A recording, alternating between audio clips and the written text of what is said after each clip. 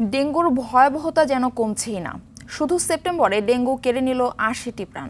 তার মধ্যে ডেঙ্গুতে আক্রান্ত হয়ে হাসপাতালে ভর্তি হয়েছে ১৮,০৯৭ জন রোগী। এর মধ্যে ডেঙ্গু আক্রান্তদের ৪৩.৬৭% ঢাকা মহানগর ও ৫৬.৩৩% ঢাকার বাইরের।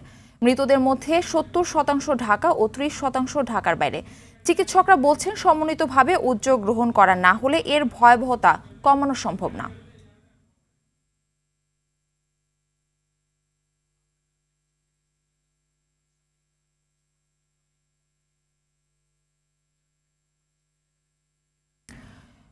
এ বিষয়ে আরো জানাতে রাজধানীর মহাখালী ডিএনসিসি হাসপাতাল থেকে আমাদের সঙ্গে সরাসরি যুক্ত হচ্ছেন সহকর্মী বিপুল দেব রায়। বিপুল, গত মাসে ৮০ জন ডেঙ্গু রোগী মারা গেছেন। এই সংখ্যাটা তো নিতান্তই কম নয়। তো হাসপাতালগুলোর চিত্র এখন কেমন দেখছেন এবং ডেঙ্গু কমছে না কেন, কি বলছেন সংশ্লিষ্টরা, জানাবেন।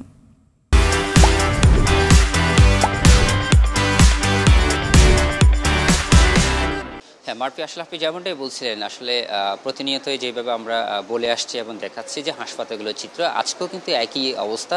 অর্থাৎ হাসপাতালগুলোতে রোগীর সংখ্যা কিন্তু এখনো কমতি নেই, অর্থাৎ বাড়ার দিকেই আছে প্রতিটা হাসপাতালে। আমরা সকাল থেকে বিশেষ করে সোহরাওয়ার্দী মেডিকেল কলেজ, জাতীয় ঢাকা শিশু হাসপাতাল, ঢাকা মেডিকেল কলেজ, এখন আছে মহাখালী ডিএনসিসি যে হাসপাতালটি রয়েছে ডেডিকেটেড যে ডেঙ্গুর জন্য, সেই হাসপাতালটিতে আছে। এবং সেখানেও কিন্তু একই চিত্র আমরা দেখতে পাচ্ছি। আপনারা দেখতে পাচ্ছেন যে প্রতিটা হাসপাতালের বেডে কিন্তু রোগীদের সংখ্যা কিন্তু একেবারে ভরপুর। এবং অন্যান্য যে হাসপাতালগুলোর চিত্র, এইখানকার যে হাসপাতালের চিত্র, কোনোটার মধ্যে পার্থক্য নেই। সব জায়গায় কিন্তু আসলে ডেঙ্গু রোগীর চাপটা বৃদ্ধি পেয়েছে, যেটা আমরা সবসময় বরাবরই বলে আসছি। বিশেষজ্ঞ চিকিৎসকরা বলছেন যে আসলে এই ডেঙ্গুটাকে প্রতিরোধ যদি করা না হয়, তাহলে প্রতিকার করলেও কিন্তু কোনো লাভ হবে না, কারণ মানুষ কিন্তু আক্রান্ত হবে, সেক্ষেত্রে রোগীদের চাপ কিন্তু হাসপাতালগুলোতে বাড়তে থাকবে। সেই সাথে চিকিৎসকরা বলছেন যে এইখানে যে রোগীরা আসছেন তাদের কিন্তু সেবা দিতে কিন্তু তাদের কিন্তু একটা ব্যাগ পেতে হচ্ছে, অর্থাৎ তারা যে পরিমাণ সিট এবং সেবা দেওয়ার যতটুকু আয়ত্ত আছে তার চেয়ে বেশি পরিমাণে কিন্তু তাদেরকে সেবা দিতে হচ্ছে।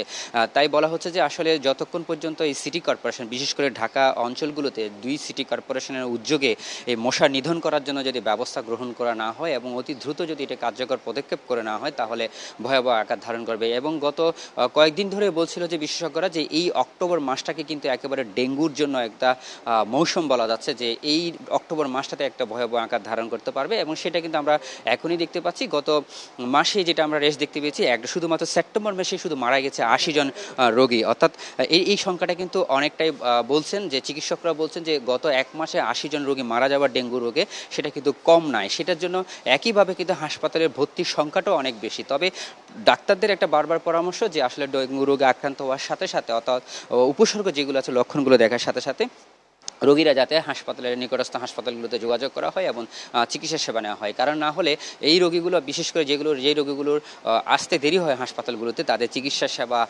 দিতে, তাদেরকে ভালো করে তুলতে অনেকটা কঠিন হয়ে দাঁড়ায়। বিশেষ করে বৃদ্ধ এবং শিশুরা, তারা কিন্তু সবচেয়ে বেশি ভোগে এই রোগে। এবং যে আরেকটি বিষয়, সেটা হচ্ছে ডাক্তাররা বলছেন যে আমাদেরকে যে এই রোগটাকে নিয়ন্ত্রণ করার জন্য সরকারের পাশাপাশি যে পরিবারগুলো রয়েছে, নাগরিক যারা রয়েছেন, তারা কিন্তু অবশ্যই এই সচেতন হতে হবে। বিশেষ করে বাসার আশেপাশেগুলো পরিষ্কার পরিচ্ছন্নতা, বিশেষ করে ফ্রিজ এবং এসির যে পানিটা জমা থাকে এবং ফুলের টপের যে পানিটা জমা থাকে, সেগুলো আসলে এগুলো পরিষ্কার করতে হবে। অর্থাৎ অন্তত 3 দিনে একবার এই পরিষ্কারটা না করার কারণে কিন্তু এই বংশবিস্তারটা দ্রুত আকারে বৃদ্ধি পাচ্ছে। সেই সাথে মানুষকে আরও বেশি সচেতন হবে এবং এই সচেতনতা বৃদ্ধির জন্য সরকারের পাশাপাশি সবাইকে আরও বেশি উদ্যোগ নিতে হবে। এবং ডাক্তাররা একটি কথাই বলছেন যে সমন্বিত উদ্যোগ, অর্থাৎ এককভাবে এই রোগটাকে নিয়ন্ত্রণ করা সম্ভব না। সব মন্ত্রণালয়, সংশ্লিষ্ট কর্তৃপক্ষ, সাধারণ মানুষ সবাই একদম সমন্বিতভাবে উদ্যোগ গ্রহণ করার মধ্যে দিয়ে কিন্তু এই রোগটাকে নিয়ন্ত্রণ করা সম্ভব। মারফি, এই ছিল আমার কাছে সর্বশেষ তথ্য। ধন্যবাদ আপনাকে। ডেঙ্গু পরিস্থিতি জানাতে চট্টগ্রাম থেকে আমাদের সঙ্গে সরাসরি যুক্ত হচ্ছেন সহকর্মী সাইফুল মাহমুদ। সাইফুল, কি হারে বাড়ছে ডেঙ্গু আক্রান্ত রোগী, আর এডিস মশা নিয়ন্ত্রণে কর্তৃপক্ষের কোনো উদ্যোগ দেখছেন কিনা চট্টগ্রামে, জানাবেন।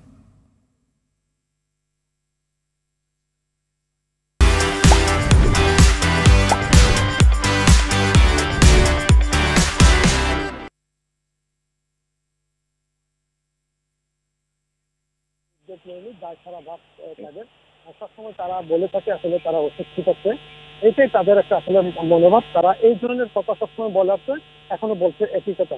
চট্টগ্রামে দিন দিন কিন্তু আসলে ডেঙ্গু পরিস্থিতি খারাপের দিকে যাচ্ছে। গত 24 ঘন্টায় চট্টগ্রামে আক্রান্ত হয়েছেন 63 জন এবং সে সাথে মৃত্যুবরণ করেছেন এক নারী, 30 বছর বয়সী এক নারী।